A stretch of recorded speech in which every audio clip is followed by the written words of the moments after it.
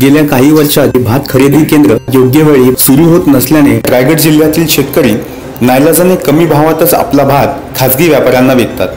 शेतकऱ्यांचे दरवर्षी होणारे हे नुकसान टाळण्यासाठी भाजपचे रायगड जिल्हाध्यक्ष आमदार प्रशांत ठाकूर यांच्या पाठपुराव्यामुळे यावर्षी दिवाळीपूर्वीच म्हणजेच 24 ऑक्टोबर पासून रायगड जिल्ह्यात 22 ठिकाणी भात खरेदी केंद्र सुरू होणार आहेत। पनवेलमध्ये आयोजित केलेल्या पत्रकार परिषदेत आमदार प्रशांत ठाकूर यांनी ही माहिती दिली। रायगड जिल्ह्याच्या दृष्टिकोनातून शेतकऱ्यांसाठी सगळ्यात महत्त्वाचं उत्पादन म्हणजे भाताचं तांदळाचं पीक आणि या भाताचं उत्पादन करणारा जो शेतकरी आहे या शेतकऱ्याला गेल्या काही वर्षांमधला अनुभव असा आला आहे की त्यांनी पिकाचं उत्पादन घेतल्याच्या नंतर योग्य वेळेमध्ये सरकारची रास्तभाव खरेदी केंद्र सुरू न झाल्यामुळे त्या शेतकऱ्याला आपलं पीक म्हणजे आपला तांदूळ हा व्यापाऱ्यांच्याकडे विकावा लागतो आणि बऱ्याचशा ठिकाणी लक्षात असं येतं की व्यापारी अशा शेतकऱ्याची पिळवणूक काही प्रमाणामध्ये करतायत। सर्व व्यापारी नसतील पण पिळवणूक करतात आणि त्यामुळे त्या शेतकऱ्याला जर सरकार 1400 रुपयामध्ये भात खरेदी करतं तर 800-850 रुपयामध्ये आपला भात विकावा लागतो आणि त्यामुळे इतक्या मोठ्या प्रमाणावरती हा जो फरक येतो हा फरक कुठे ना कुठेतरी शेतकऱ्याला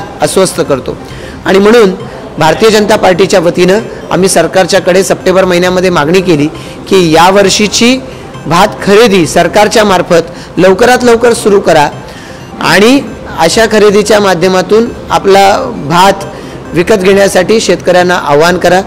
शेतकऱ्यांसाठी भाताचा जो काही आधारभूत खरेदी दर ठरला असेल हा तिथे देण्यात यावा।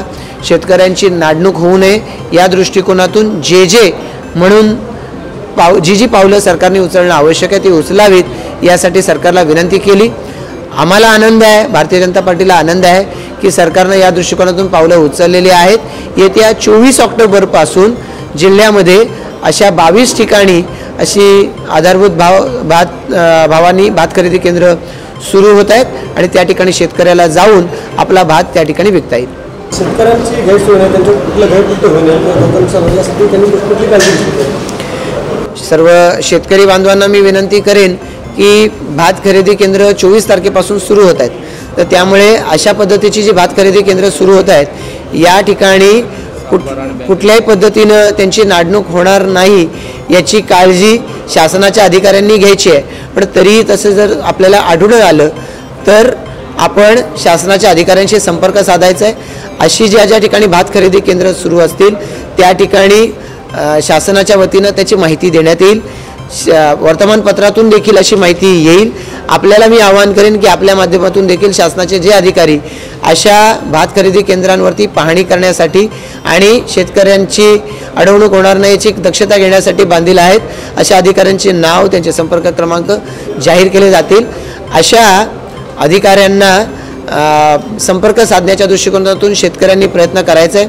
आपला भात खरेदी केंद्रावर घेऊन आल्यावरती त्यांनी आपला 7/12 हा घेऊन यायचा आहे आणि त्याचबरोबरीनं त्यांचे स्वतःचे बँकेचे डिटेल्स ज्याच्यावरती हे जे पेमेंट आहे त्यांना करायचं ते पेमेंट केलं जाऊ शकेल आणि याच्यामध्ये प्रतवारीमुळे किंवा कुठल्याही पद्धतीनं जी काही त्यांना टोकन नंबर देण्यात येईल त्यांना कधी येऊन त्यांनी भात विकावा त्यांचा खोळंबा तिथं होऊ नये म्हणून याच्यामध्ये जर कुठला गैरप्रकार आढळला तर आम्ही सुद्धा भारतीय जनता पार्टीचे कार्यकर्ते यामध्ये हस्तक्षेप करू आणि त्यांना न्याय मिळवून देऊ। रायगड जिल्ह्यात जरी भाताचं उत्पन्न होत असलं तरी पनवेल तालुक्यामध्ये यावेळी पावसामुळे फार मोठं नुकसान झालं शेतकऱ्यांचं आणि त्याविषयी आपण काय पावलं उचलली? या दृष्टिकोनातून तहसीलदारांना मी पूर्वीच विनंती केलेली आहे की त्यांनी ज्या ठिकाणी नुकसान झालेलं आहे अशा ठिकाणी पंचनामे करावेत। अर्थातच पंचनामे करण्याचे आदेश हे शासनाकडून येणं आवश्यक असतं, पण काय नुकसान झालं याची निदान माहिती ही शासनाने घेऊन ठेवली आणि मग त्यानंतर तशा पद्धतीचा अहवाल शासनाला सादर करून शासनाच्याकडून तशा पद्धतीची नुकसान भरपाई मिळावी।